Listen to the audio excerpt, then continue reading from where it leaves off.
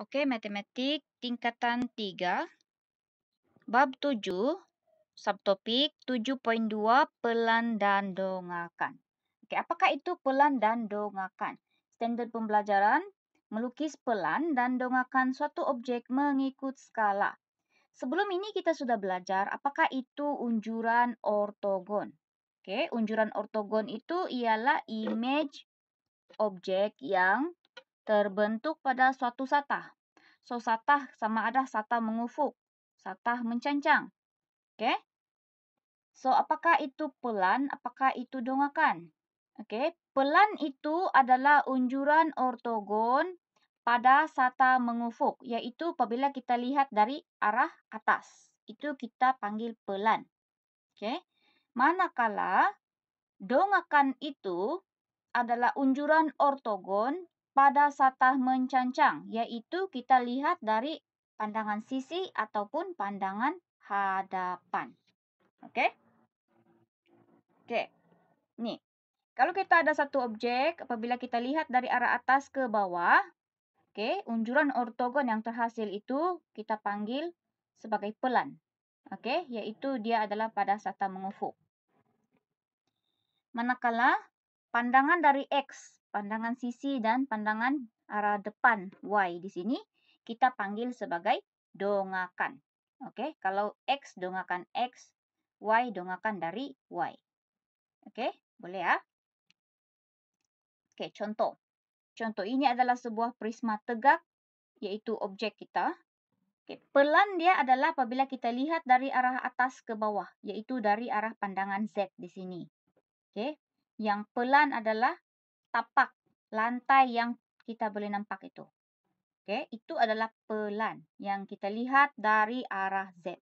So, ini pelan dia lah. Oke, ini pelan, yaitu kita lihat dari atas ke bawah. Oke, pelan. Oke, semua sisi dilukis dengan garis padu kerana dapat dilihat dari pandangan atas. So, kalau kita tengok dari atas ke bawah, kita akan nampak apa? Kita akan nampak tapak. Tapak A, B, KJ. Betul? 1/4 tepat di sini. Oke, so kita akan lukis ini. Oke. Tetapi, jangan lupa kita juga boleh lihat ini. Garisan ini. GP. Oke, dan juga ini garisan yang di sini. Kita juga boleh lihat garisan yang di sini. Oke. Sebab itu kita perlu lukis garisan di sini dan di sini. Oke. So kita guna garis padu ataupun garis tebal yang di sini, garis tebal, garis padu. Dia bukan garis putus-putus sebab garisan ini kita boleh lihat dari arah atas. Tidak terlindung. Oke, kita boleh lihat dari arah atas, so kita guna garis padu. Oke. Bagaimana pula dengan dongakan depan? Sebagaimana dilihat dari arah X. So, kalau kita lihat dari arah X di sini. Oke, dari arah X, dari depan ke belakang. So, apa yang bentuk yang kita boleh lihat? Apa bentuk kita boleh lihat adalah bentuk ini. Betul? Ini yang kita boleh lihat. So, itu yang kita perlu lukis. Nih, lukis dengan ukuran yang betul. Oke, guna pembaris, ukur guna pembaris, lukis ikut ukuran sebenar, wajib. So, di sini kita label berapa cm yang diberi, berapa cm, oke. Kemudian kita label dia punya huruf lah. Oke. Cara label huruf kita sudah belajar dalam kelas yang lepas, oke. Oke, seterusnya dongakan sisi sebagaimana dilihat dari arah Y. Dari arah Y. Ini adalah dongakan sisi dilihat dari arah Y. Kita lihat nih, ini adalah arah Y. Kita lihat dari kanan ke kiri. Dari kanan ke kiri.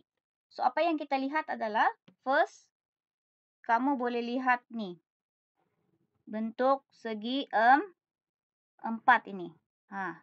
Bentuk segi 4. So, kita lukis dulu bentuk segi 4 di sini. Oke, ikut ukuran. Ikut ukuran. Kemudian, kenapa ada garis putus-putus di sini? Garis putus-putus ini kita panggil garis sempang. Garis sempang. Garis putus-putus ini kita lihat, kita lukis, kita sebut garis sempang. Kenapa guna garis sempang? Sebab garis ini kita lihat di belakang. Dia terlindung. Nih. Garis ini. G, P ini. F, O ini. Oke, itu garis yang berada di belakang segi 4 ini. Oke, tapi masih boleh kelihatan, tetapi walaupun dia berada di belakang. Sebab itu kita garis, dia guna garis putus-putus. Ataupun garis sempang. Oke? Boleh? Oke, itu adalah pelan, dongakan depan, dan dongakan sisi. Bagaimana untuk melukis? Ini baru kita masuk. Bagaimana untuk melukis pelan, dongakan depan, dan dongakan sisi suatu objek. Oke. Lukisan pelan, dongakan depan, dan dongakan sisi suatu objek ini kita boleh lukis secara gabungan pada sehelai kertas yang dibahagikan kepada 4 sukuan. Oke. So, ini sukuan pertama, sukuan kedua, sukuan ketiga, sukuan keempat. Oke. Sukuan pertama, kedua, ketiga, dan keempat. So, ada 2 kaedah, kaedah 1 dan kaedah 2. Bila kita mau guna kaedah 1, bila kita mau guna kaedah 2. Oke. So, ini akan ditentukan oleh kita punya pandangan sisi. Oke, pandangan sisi objek yang diberi. Oke. Kalau pandangan sisi dia adalah dari kanan ke kiri, dari kanan ke kiri, kita guna kaedah 1, di mana dongakan sisi berada pada sukuan kedua. Oke. Ingat ini ya, kalau pandangan sisi objek yang diberi itu adalah dari kanan ke kiri, kita guna kaedah pertama. Apakah itu dari kanan ke kiri? Contoh. Nih. Mana pandangan sisi dia? X ke Y? Y kan? Pandangan sisi dia Y. X itu pandangan depan. Y itu pandangan sisi. Jadi kita lihat ini. Kita lihat dari mana? Dari kiri ke kanan kah ataupun dari kanan ke kiri? Kita akan lihat dari kanan ke kiri. Dari kanan ke kiri. Oke, nampak anak panah dia itu. Dari kanan ke kiri. Jadi bila jumpa soalan begini, kita guna kaedah pertama. Yaitu dongakan sisinya berada pada sukuan kedua. Oke?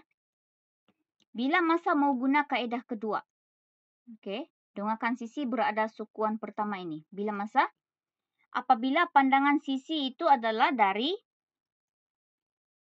kiri ke kanan. Terbaliklah. Kalau dari kanan ke kiri dia punya pandangan sisi, kita guna kaedah 1. Kaedah kedua ini kita guna apabila pandangan sisinya adalah dari kiri ke kanan. Kiri ke kanan. Contoh, nih. Ini pandangan sisi dia. Dari kiri ke kanan. Dari kiri ke kanan. Ini contoh. So, bila kamu nampak soalan, pandangan sisi dia adalah dari kiri ke kanan, kita kena guna kaedah kedua. Yaitu dongakan sisi kamu letak pada sukuan pertama. Yang ini kita letak pada sukuan kedua. Oke? So, kamu boleh rujuk buku teks di sini. Oke? Contoh. Contoh 7. Raja ini adalah sebuah prisma tegak dengan tapak berbentuk segi empat tepat A, B, C, D. Oke, yang terletak pada satah mengufuk. A, B, H, G, F ialah keratan rentas seragam prisma tersebut. Dan sisi-sisi A, F dan PH, BH adalah tegak. Lukis dengan skala penuh. Ada 3. Pelan, dongakan dari arah X dan dongakan dari arah Y. So, kita kena lukis ini dalam satu gabungan pada kertas yang sama. Oke, so ingat pelan adalah apabila kita lihat dari atas ke bawah. Dongakan X ini kita lihat dari depan ke belakang. dongakan sisi, yaitu dari arah Y. Ini kita lihat dari kanan ke kiri. So, ini kanan ke kiri. Mau guna kaedah 1 atau kaedah 2? Kita guna kaedah 1. Oke, ingat kalau kaedah 1, sukuan pertama dongakan depan, sukuan kedua dongakan sisi, sukuan ketiga dia ini yang menunjukkan sudut 45 darjah, dan sukuan keempat itu adalah pelan. Oke, so kita akan lukis. Oke, penyelesaian. Oke, pertama sekali kita kena lukis ini. Nih. Garis ini bersudut tegak lah. Oke, garis bersudut tegak ini. Kemudian di sini kita lukis garis 45 darjah, ukur 45 darjah. So, first kali kita kena lukis dulu pelan. Lukis pelan dengan skala penuh pada sukuan keempat. Oke, pelan kita tahu kaedah 1, pelan berada pada sukuan keempat. So, kita lukis pelan terlebih dahulu, kelas. Bagaimana lukis pelan? Kita lihat balik gambar aja. Pelan adalah apabila kita lihat dari atas ke bawah. So, bila kita lihat dari atas ke bawah, apa yang kita lihat adalah bentuk segi 4. Ini yang kita nampak. Oke, bentuk segi 4. Oke. Kemudian, bentuk segi 4 itu kita lukis ikut ukuran. Di sini 5 cm kan? Di sini 4 cm. So, kenalah di sini 5. Di sini kena 4. 4 cm. Begitu. Kemudian, kita nampak di sini ada garis JG. Garis JG ini adalah satu garis yang kita boleh lihat dari arah atas. Oke. So, kita perlu lukis juga pada pelan kita ini. Oke, dengan menggunakan garis apa? Garis sempangka, garis padu. Garis padu, sebab ini adalah dari arah atas. Dari arah atas, kita boleh lihat dari arah atas. So, di sini ada 3 cm. So, ukur 3 cm, kita lukis garis JG itu. Oke, di sini garis JG itu. So, yang baki itu 2 cm. Sini 3 cm, sini 2 cm. So, ini adalah draft dia lah, draft. Itu yang kita boleh lukis. Itu yang kita perlu lukis. Itu yang kita perlu lukis. So, sini kita lukislah dengan ukuran sebenar. Kita lukis balik yang ini. Di sini. Dengan ukuran sebenar. Oke. Sini 4 cm. Di sini 5 cm. 4 cm, 5 cm. Oke. Kemudian garis JG tadi. Guna garis padu. Ukur dulu 3 cm. Kemudian kita garis di sini JG. Yang baki itu kita label 2 cm. Oke. Kemudian kita label seperti biasa. Kalau label pelan dari atas ke bawah. Boleh. Dari atas ke bawah. Ingat macam mana cara label? Contohnya di sini. Untuk di sini kamu kena F/E. Dari atas ke bawah F/E. Nampak nih. F/E. Di sini I/D. Oke, I/D. Atas I, bawah D. Begitu. Oke, kena label dari atas ke bawah. Oke, J ini J sahaja, tiada di bawah dia. So, J sahaja. Yang G juga G sahaja. So, garis di sini J sahaja. J sahaja. Di sini G sahaja. Oke, so begitu. Oke, kita sudah belajar bagaimana cara untuk label di kelas yang lepas. So, ini adalah pelan. Oke, ini pelan. Selepas kamu lukis pelan, kita kena lukis apa? Kita kena lukis dongakan depan pada sukuan pertama di sini. So, unjurkan sisi pelan dengan garis pada halus ke sukuan pertama sebagai panduan untuk melukis dongakan depan arah X. Garis pada halus. Garis padu halus. Garis padu halus itu yang warna biru. Ini adalah untuk garis binaan. Garis padu halus untuk garis binaan. So, garis yang biru ini, garis padu halus, kita unjurkan ke sukuan pertama supaya kita boleh lukis dongakan depan kita. So, unjurkan semua. Unjurkan. Dia kena sama dengan yang ni. Biru ni segi 4 ni kan. Dia kena sama ukuran dia. Okey. Supaya dia sekata. Kita unjurkan untuk kita lukis dongakan depan. Okey, selepas sudah unjurkan, kita lukis dongakan depan. Okey, cuba lihat dongakan depan. Okey, dongakan depan adalah dari pandangan mana? Pandangan X. Okey, cuba kita lihat X ke belakang. X ini, depan. X ini kita lihat dari depan ke belakang. Apa yang kita boleh lihat adalah bentuk ini. Betul? Bentuk ini. So, itu yang kita boleh lukis. Bentuk ni. Ini yang kita lukis. Okey? Lukislah seperti itu di sini.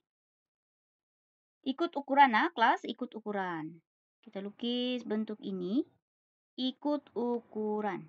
Dia ada beri ukuran kan. Sini 1.5 cm. Di sini 5 cm. Di sini tinggi 5 cm. Okey, yang di sini 3 cm. So, yang ini kita just hubungkan sahaja garis ini. Hubungkan sahaja garis ini dengan sini. Okey? So, selepas sudah lukis dengan ukuran yang tepat, guna pembaris. Balik-balik teacher kasih ingat, guna pembaris. Okey, kamu label dia punya ukuran. Label ukuran dan label juga dia punya huruf-huruf ini. So, oleh kerana ini dongakan depan, macam mana cara untuk kita label? Macam mana cara untuk label? Dari depan ke belakang. Okey,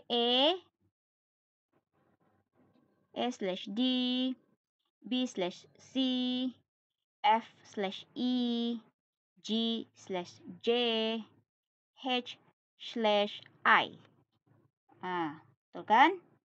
F/E, A, D, B, C, H, I, G, J. Di situ.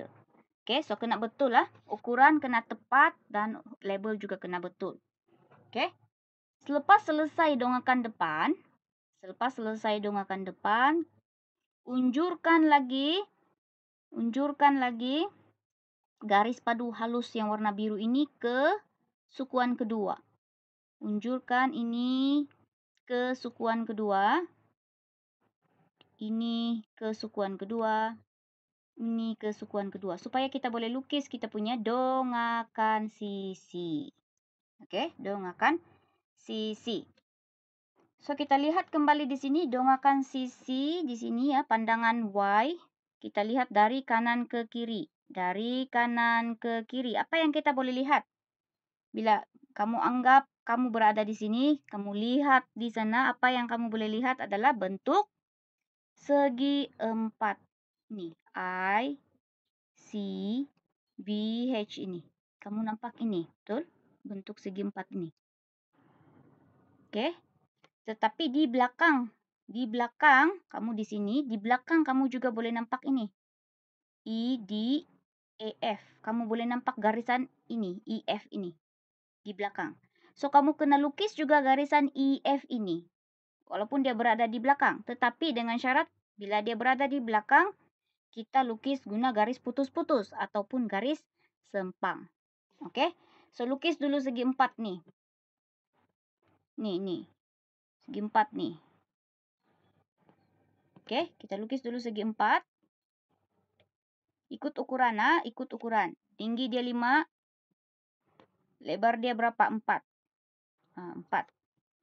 So, di bahagian belakang ini, garis EF, kita boleh lihat. Garis EF kita boleh lihat. Tinggi dia adalah 1.5 cm. So, kamu ukur 1.5 cm. Oh, sorry. Ini garis putus-putus. Garis putus-putus. So, di sini 1.5 cm kamu kena buat garis putus-putus. 1.5. So, kena ukur sini 1.5. Sini berapa? Baki daripada 5 cm tolak 1.5 itu. Okey, iaitu 3.5. Okey, ini adalah draft lah. Draft. Okey, draft. Kita lihat. Nah, di sini. Betul kan? Sini 4 cm, tinggi dia 5 cm. Tapi di belakang itu kita ada garis. Kita ada garis yang ni. Kita ada garis. So, sorry. Okey. Kita ada garis. Jadi bila ada garis ini di belakang kan? Kita kena garis putus-putus ataupun garis sempang. Okey? Garis sempang di sini. Ni. Garis putus-putus Garis putus-putus. Garis sempang. Okey, ukuran dia kena tepat Di sini 1.5 cm, jadi di sini 3.5 cm. Total 5 cm. Di sini 4 cm. Okey? Begitu cara untuk lukis dongakan sisi. Selepas sudah lukis, kamu kena label. Label lah. Wajib untuk label. Di sini H, I, G/F, B/A, C/D, J/E. Dari dongakan sisi ini, kita kena lihat dari kanan ke kiri. Okay. So, di sini kita label B/A. Sebab dia dari depan, dari kanan ke kiri B/A. Nampak B/A di sini? Di sini C/D. Macam mana C/D? Di sini C/D. Okay. Begitu. Kemudian di sini I. Di sini H. I, H. Tidak ada di belakang dia lagi. Tidak ada lagi di sebelah kiri dia. Betul? I sahaja. H sahaja. Sebab itu di sini I dan H sahaja. Kemudian garis putus-putus dia itu G/F, J/E. G, F, J, E. Okay. Kena ingat untuk label dia kena ikut arah pandangan kamu. Dari kanan ke kiri. Dari kanan ke kiri. Contoh G, F, J, E, B, A, C, D. Begitu. Okay. H, tiada lagi di sebelah kiri dia. H sahaja. I, tiada lagi sebelah kiri. So, I sahaja. So, begitu adalah cara untuk label. Okay. Cara untuk label. So, siaplah sudah kita melukis dia punya dongakan sisi. Okay. Pastikan garis padu halus yang warna biru itu kita hubungkan pada semua sukuan 1, 2, 3, dan 4. Okay, supaya dia sekata di situ. Nampak? Okay, begitu cara untuk lukis. Okay? So, begitu juga dengan contoh yang ke-8. Sama juga, cuma kali ini pandangan sisi dia adalah dari kiri ke kanan. Kiri ke kanan. Kalau tadi, ini contoh 7, dia punya pandangan sisi dari kanan ke kiri. Kanan ke kiri. So, kalau kanan ke kiri, guna kaedah 1. Tetapi, kalau contoh 8, pandangan sisi dia dari kiri ke kanan, kamu kena guna kaedah kedua. Okey, guna kaedah kedua. Iaitu, sukuan pertama untuk dongakan sisi, sukuan kedua untuk dongakan depan, sukuan ketiga untuk pelan, dan ini sukuan keempat dia untuk menunjukkan sudut 45 darjah. Okey, itu sahaja beza dia. Okey, so kamu kena tengok dulu soalan, pandangan sisi dia dari kiri ke kanan kah atau dari kanan ke kiri.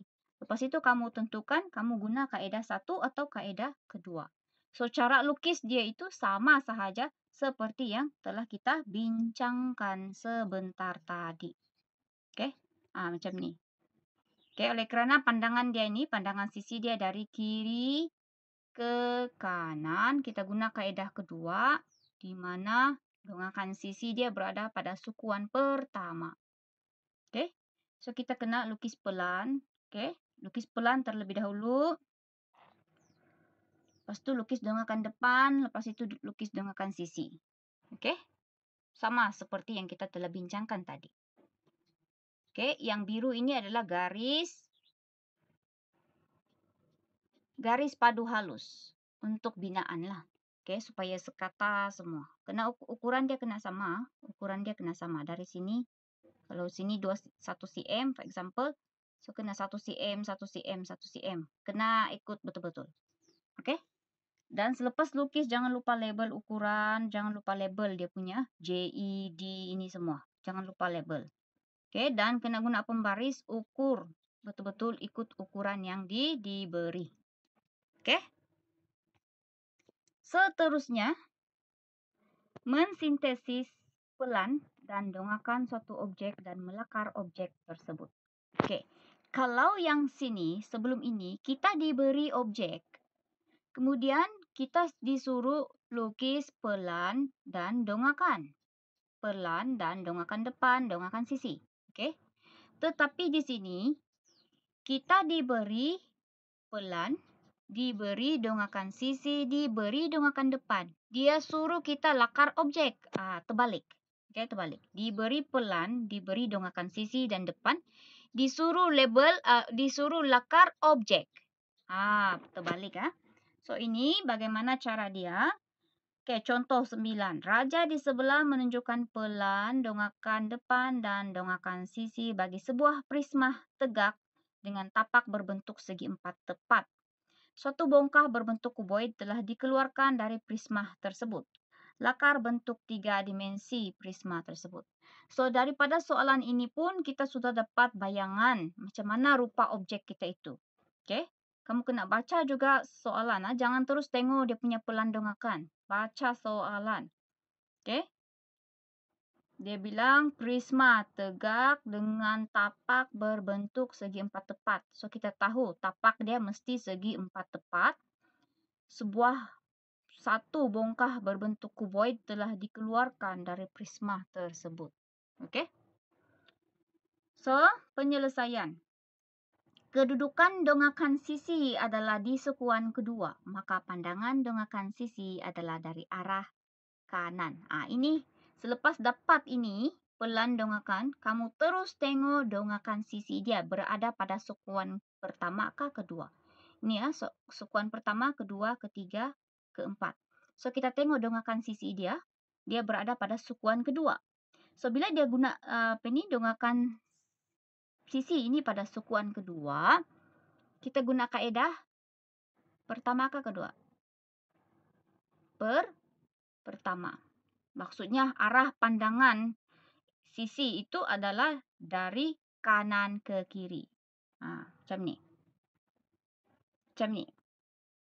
Dari kanan ke kiri. Dari kanan ke kiri. Okey? Itu sangat penting untuk kamu ketahui. Okey? Jadi kita ada langkah pertama. Langkah pertama, lakarkan ketiga-tiga unjuran ortogon yang diberi pada satah yang berkaitan dengan menggunakan ukuran sebenar. Permukaan yang bertanda 1, 2, dan 3 adalah permukaan bongkah kuboid. So, kita lihat balik yang dia diberi ini. Yang dia beri ini, dia punya pelan. Dongakkan depan, dongakkan sisi. Okey? Okey? Jadi, kita gabungkan ini. Kita gabungkan ini, kita bina dia seperti objek lah. Kita bina yang hijau ini pelan. So, pelan itu kita letak di tapak. Okey, letak di bawah lah. Tapak. Okey. Letak di bawah tapak. Kemudian yang biru ini dongakkan depan. Nah, di sini. So, dongakkan depan, kita letak di depan. Sini. Ini dongakkan sisi dia. Dongakkan sisi.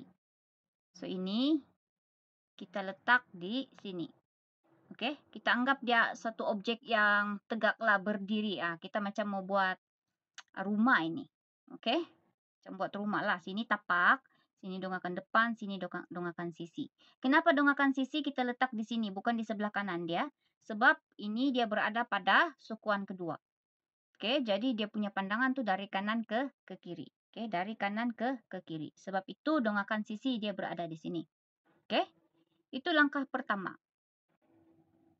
Langkah kedua, unjurkan permukaan 1, 2, dan 3 supaya bertemu seperti raja di bawah. Nampak? Ini permukaan 1.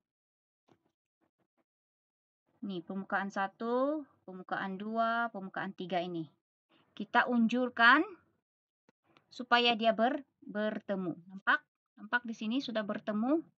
Yang hijau, biru, orange ini. Permukaan 1, permukaan 2, permukaan 3 ini kita unjurkan supaya dia bertemu di sini. Nampak? Bertemu semua.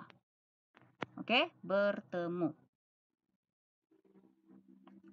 Seterusnya, langkah ketiga, lakarkan objek dan labelkan bucu-bucu berkaitan dengan huruf dalam unjuran mengikut warna masing-masing. So, kita kena label. Kita kena lakar di sini. Sorry. Lakar. Di sini kita lakar. Lakar. Lakarlah ikut yang ini. Oke? Nampak? Ini lakar. Ikut warna masing-masing. Sini biru. Oke? Sini hijau. Sini orange. Dia jadi bongkah. Betul? Dia jadi satu kuboid. Tapi telah dikeluarkan bongkah di sini. Oke? Selepas itu, langkah keempat, lengkapkan lakaran objek dengan melabelkan panjang sisi. Semua ini kita kena label. Panjang sisi di sini 3 cm, 2,5 cm, tinggi 2 cm. Semua kena label. Serta huruf-hurufnya juga. Oke?